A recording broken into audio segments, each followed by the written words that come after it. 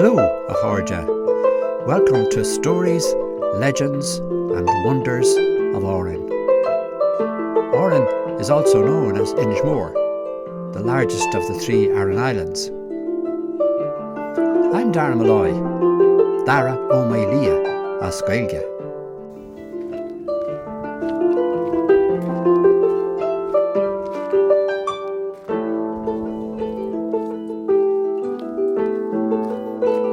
Hello everybody and welcome back. We're on episode number 3 now, and we're going to talk today about Saint Enda, who is regarded in history as the Patriarch of Irish monasticism. This is episode number 3. Behind me here is Killaney Graveyard. I mentioned it in the first episode when we were speaking about Saint Gregory, who was a pope in Rome, and his servant monk at the time was an Aran Islands monk who was offered the job of papacy after Pope Gregory died, and he said, "No thank you, I want to come back to Aran." And he's buried here also in this graveyard, although we don't know where his grave is. But let me bring you in now and I'll show you where Saint Enda is buried.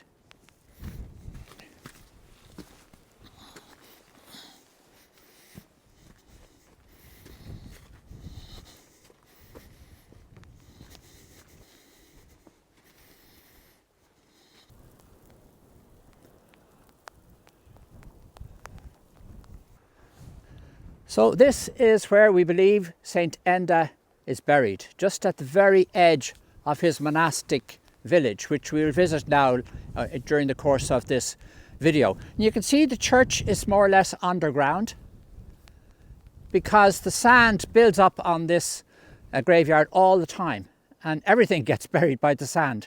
And when archaeologists came here in the early 1980s, all they found sticking out of the ground were the 2 gables. So they dug it all out and they found lots of remains of works of art and so on in among the sand, and I'm going to show you some of those now.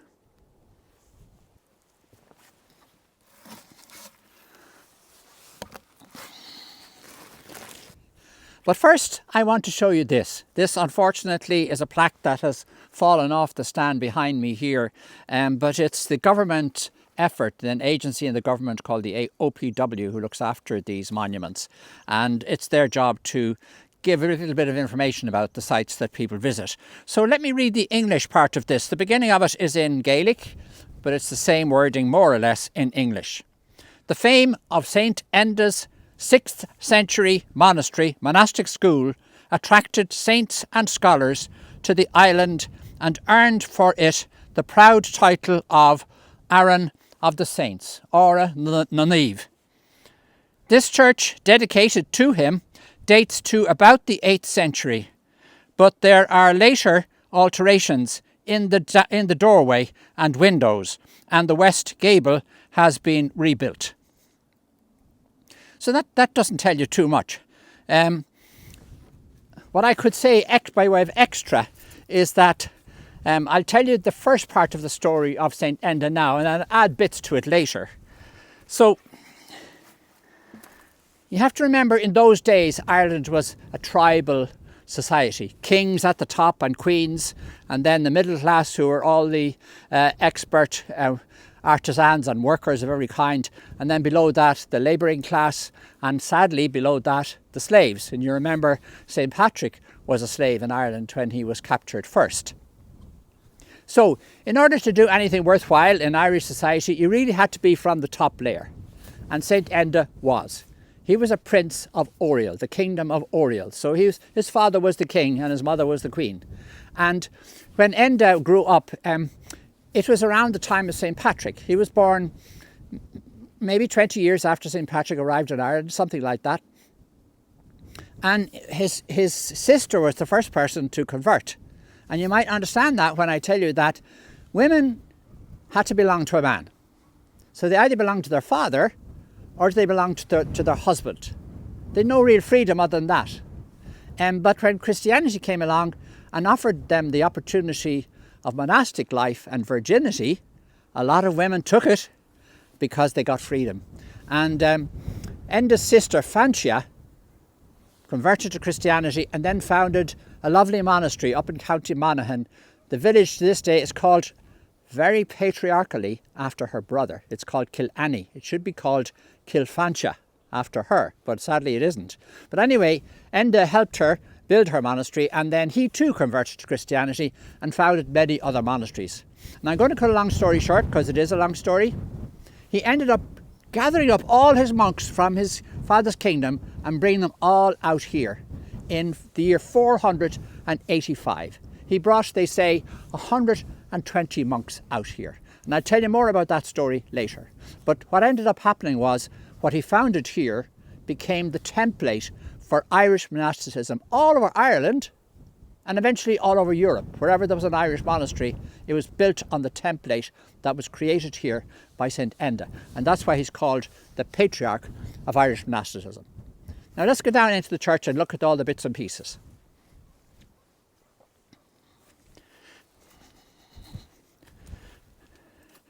I want to start by just showing you some of the stones here that have carvings on them. These were found by the archaeologists in 1982, and rather than bring them up to Dublin and bury them in the museum, they built them into a sort of a new altar so that everybody could see them. So you can see here on my right, you can see here one with a cross on it. It's a Roman cross, interestingly, not a Celtic cross. Then you have these two spirals. And what's interesting about them is that the first one here goes clockwise. And the second one goes anti-clockwise. So you might ask, which is the proper direction for a Celtic spiral? Either. You choose. Then over here is another cross, which was probably carved by somebody who had an image of a metal cross in their mind. So you see a little circle on the top of it. And then you see the vertical piece of it. Then you see the cross itself, and so on down. Sometimes there's a fork. I think there is a fork on the bottom of it, because if it's a metal cross, when people walked around with the cross in their hands, as they did for a procession, when they would stop to preach or to give a sermon or whatever they did to discuss things, they'd be able to put the heavy cross down into the ground to hold it for them, because the fork would grab it into the ground. Now, there's other writing around here on the side, but you're not going to see it. It's in Latin. But just to show you, there's lots of bits and pieces here. There's these bull-on stones, which are interesting because they don't really belong to a church at all. These belong to the back door of your house because they're made of granite and they've been hollowed out so that you can grind grain in them or mix dyes in them. It was a basin and it was used for practical purposes, probably outside your kitchen rather than in your kitchen. But they're put here because they should be preserved and we should be able to see them. And if they were in the back of somebody's house, you would never see them. Now, here's some final things I want to show you, and these are probably the most interesting of all. See, 3 pieces of stone here, carved, and each of them possibly or probably belong to a different Celtic cross. And at some stage, well, we know all the Celtic crosses on this island were sadly broken by the Cromwellian forces in the 16th century, very sadly. They were like ISIS today. They took all the things that we would regard as valuable here in Ireland, and in order to break our spirit, they broke those particular things. So we're left with bits of lovely Celtic crosses all over the island. So first bit here is a very typical design that you'll find all over Europe in the first millennium. You could imagine a child with a compass drawing all these arcs and eventually getting what this looks like. Maybe a flower. Could be a flower. The next one down I find is the most interesting. This is a horse, clearly. Even you can see the reins on the horse, and you can see a man who's dressed a bit like a monk on the horse as well. Now that most likely was carved just before the end of the first millennium. Are any of you old enough to remember the end of the second millennium, the year 2000, when people were warning that terrible things were going to happen, computers were going to collapse, and maybe the whole world was going to stop? Well, they were saying exactly the same thing, probably far more exaggerated, at the end of the first millennium. They thought Christ was going to come and we're all going to head to heaven if we're good enough. So the horse of the apocalypse represented that. And you'll find it in various places, but certainly it's great to find it here. So that was carved in 999, something like that. And then the bottom one is an example, a typical example of more abstract Celtic art. We're going to divide the story of St. Enda into three parts. So you've just seen the first part. The second part comes up next, and that's the monastery itself. And then the third part is Champel Benin, the amazing church at the top of the hill. So I look forward to talking to you about that.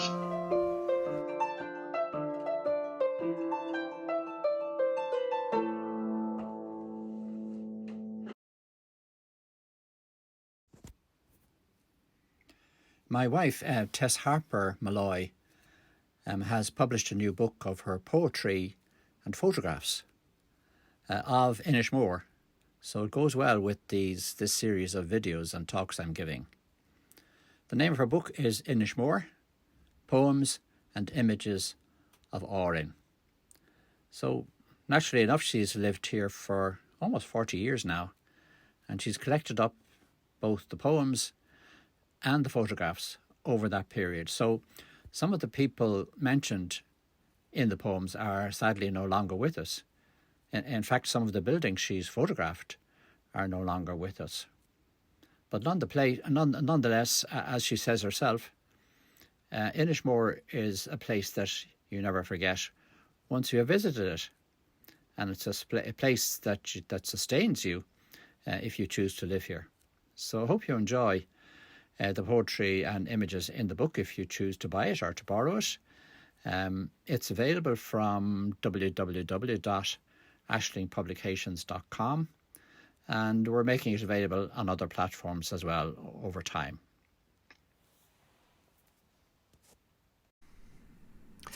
If you'd like to get more into the story of Pope Gregory and the Celtic monks and the Benedictine rule and the wiping out of Celtic monasticism across Europe and eventually even in Ireland, then it's all contained in my book, The Globalization of God, Celtic Christianity's Nemesis. And if you're interested in these stories about Aran, you can find all these stories in my book called The Pocket Guide to Aran, Legends in the Landscape. These two books are available on our website, ashlingpublications.com, and you'll find them on other platforms as well.